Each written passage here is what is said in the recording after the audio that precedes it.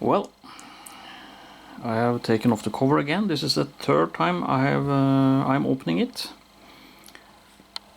So this is the valve block, sits here, and this is the small piece that sits normally on that pin there. It is for preventing you from shooting without a magazine, but it is not needed. It is not a very complicated marker, but you must make sure that parts go in the right way, etc. But this is how it looks when you take off the cover, just in case yours pop open and bits flying everywhere. I don't think so, but you never know.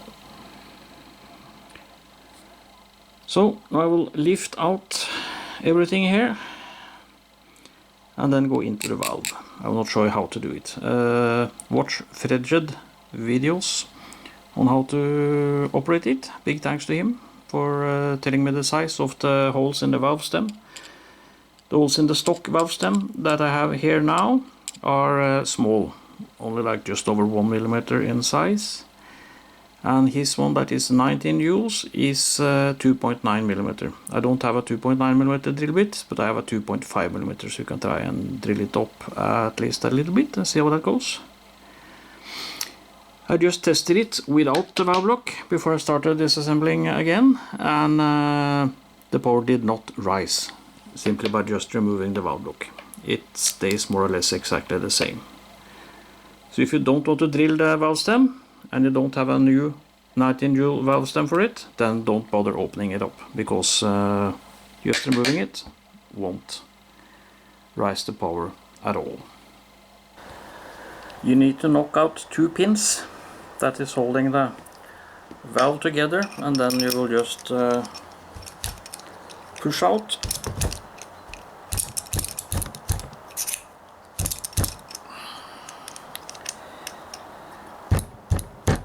It should not sit that stuck, but you never know. There.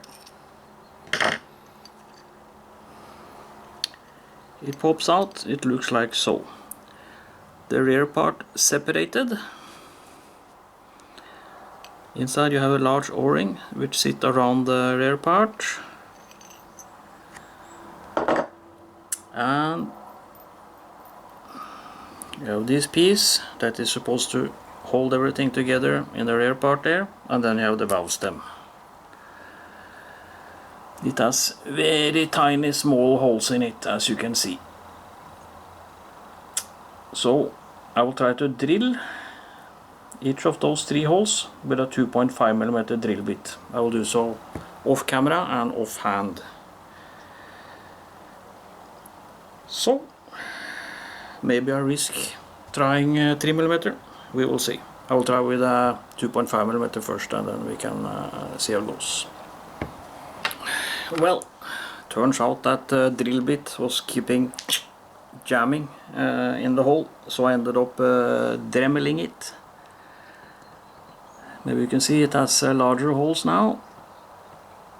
I will take a picture of it and post it in the later part of the video. I don't think I will risk making them any larger, because it is always a risk that the grinding bit on the Dremel will jump out of the hole, and then if you nick that ring around the edge here, well, then you can just throw it away. This is how the end of the valve cap looks like. You need it because it keeps the central O-ring that locks this piece in place. So now we'll just put everything back together, and then we can try it. Hopefully we will have more than 7.5 joule. So, one moment. Temperature is 24 degrees Celsius. I think that is 76 degrees Fahrenheit or something. So, cross my fingers and hope for the best. Load it up with that plastic ball PLB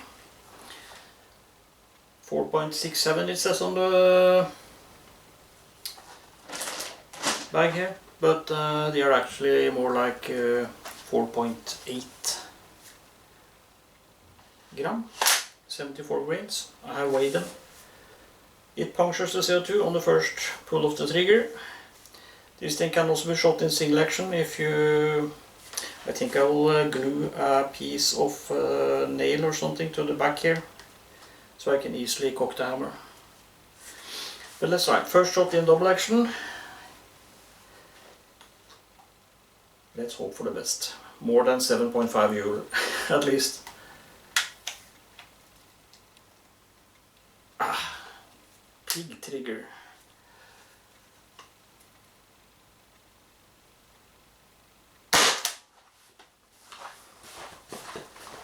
$205. Not sure how much that is, but okay.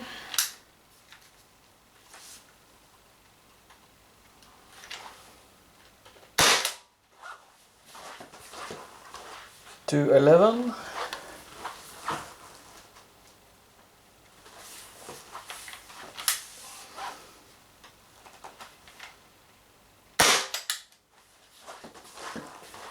$210.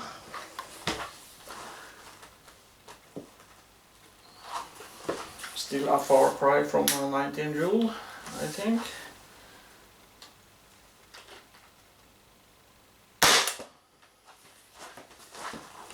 $206. But sound when shooting is louder.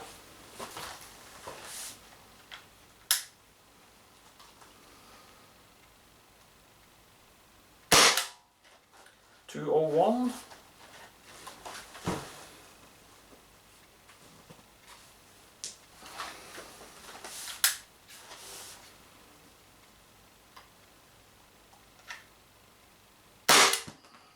$199.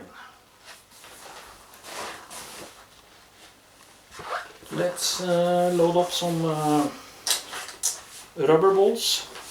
The ones I have here are 3.7 gram, 57 grains.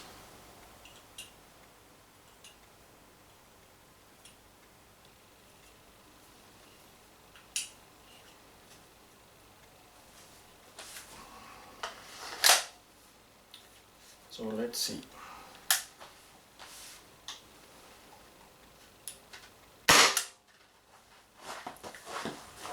$216.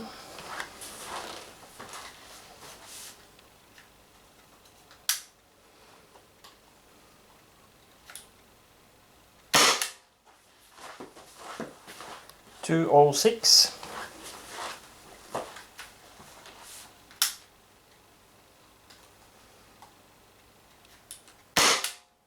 $202.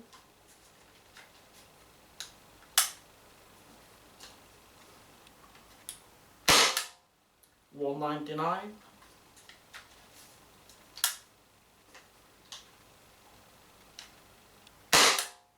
$204.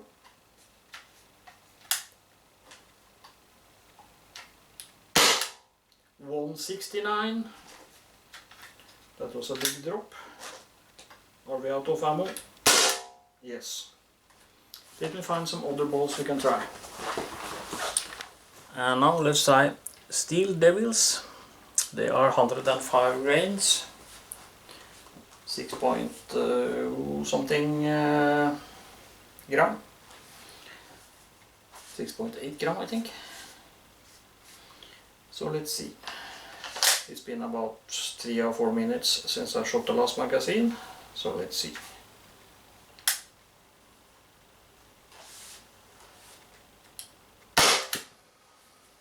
Not fast. 133.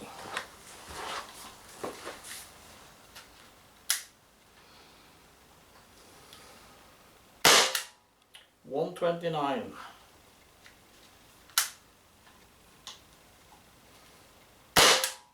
$117.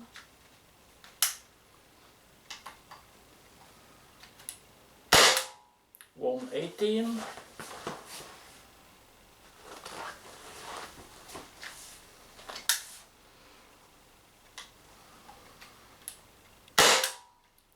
118.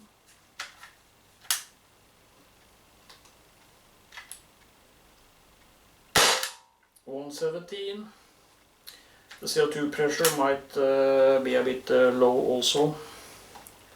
Not sure how many shots I will be able to get from the pistol now. And we're out of ammo again.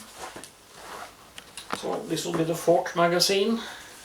And loaded up with a PLB plastic balls again. The 4.8 gram. 175. The highest was what was it? 260.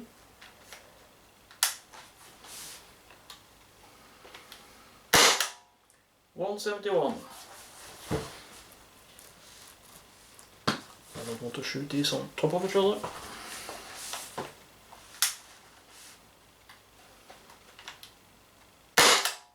$165.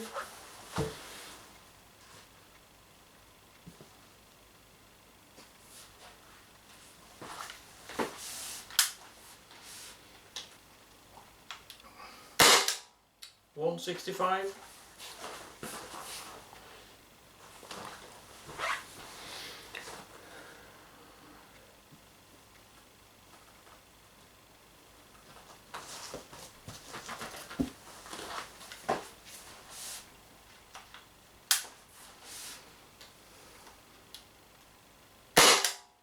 $165. Very stable velocity. $159.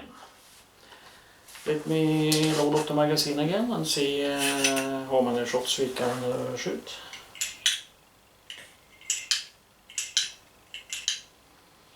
I will continue with the plastic balls. Whoops.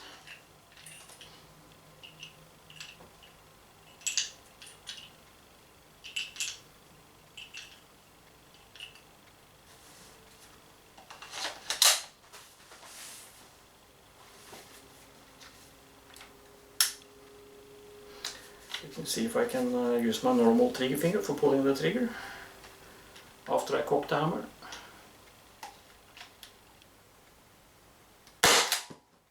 Yeah, 160.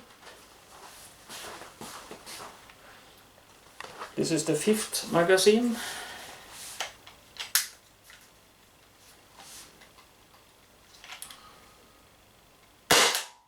$159.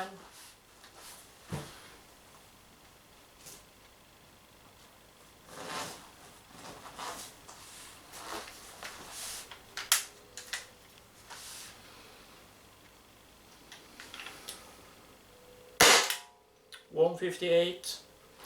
If you cock back the hammer, then the trigger pull is actually quite sweet. Not bad at all. It's a bit long, of course, because the barrel feeds backwards. So using it in double action is and why the heck won't it?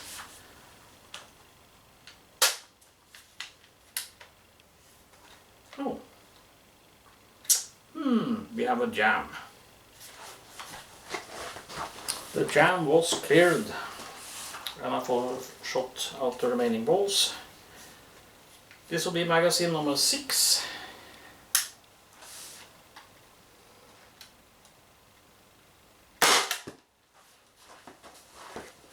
$169.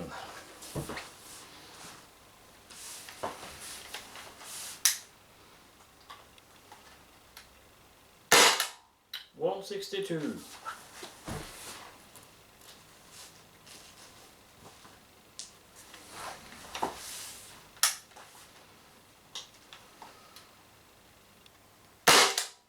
$161.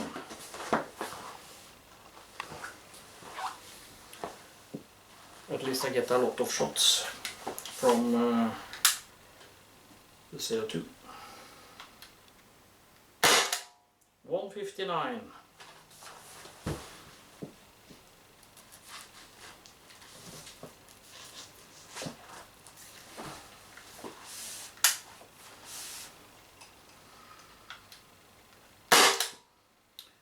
154.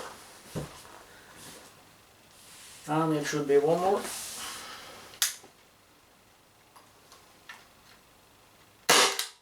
$155. So a whole lot of shots. Don't think I bother doing calculations for all of these shots that you see, but yeah, at least it shoots. So yeah, there you have it. Trying to power tune this Umarex P68. After I removed the magazine block device, the one that prevents you from dry firing without having the magazine in, as you can see, I can use it holding it into a pillow here, because it still gives a quite nice loud bang.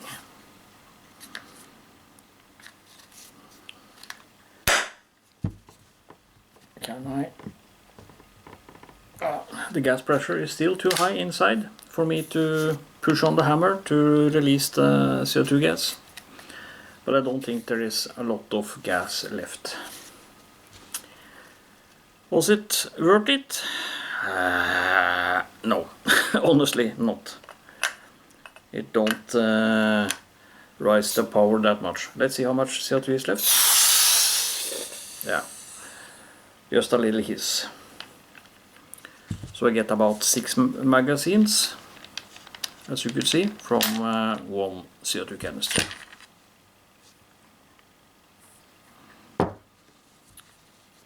So yeah, if you like to tinker, then okay. I don't think I will risk trying to enlarge the holes in the valve stem anymore, so I will just leave it as it is, I think. I have this pistol open now 3 or 4 times, and yeah.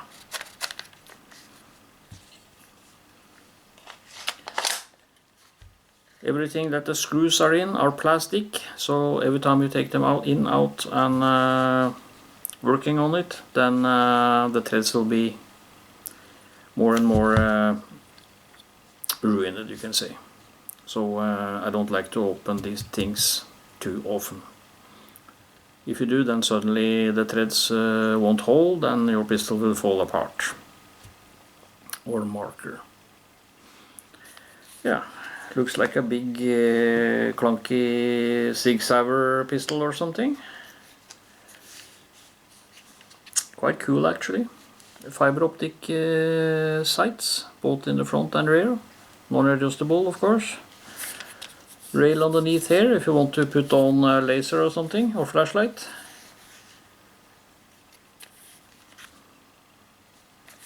And of course the usual Glock style trigger safety. That's the only safety on this pistol.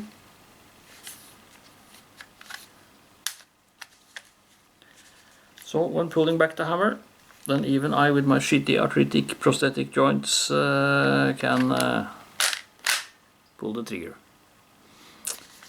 So I think I will maybe drill a small hole and put a nail in that I glue in place, or just bend a nail and glue it to the rear here so I can pull back the hammer.